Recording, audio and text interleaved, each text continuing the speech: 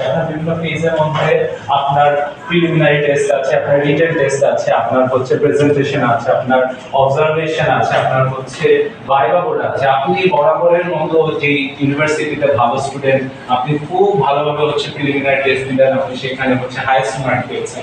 আপনি আপনার হচ্ছে রিটেন টেস্ট দিয়েছেন, সেটাও হাইয়েস্ট মার্ক পেয়েছেন, কিন্তু আপনাকে আপনার বোর্ডে জিজ্ঞেস করছে, আপনার নিজেকে ইন্ট্রোডিউস করার জন্য বলছে, সেখানে গিয়ে হচ্ছে আপনি তোতলাচ্ছেন।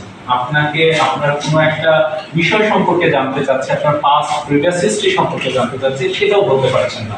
তো তখন এই বোর্ডের মানুষজন আপনার সেই ভালো রেজাল্ট, আপনি যে প্রিলিমিনারিতে হাইয়েস্ট পেয়েছেন, আপনি যে রিটেনে হাইয়েস্ট পেয়েছেন, সেটা কিন্তু তখন তার কাছে আর কোনো ভ্যালু করবে না।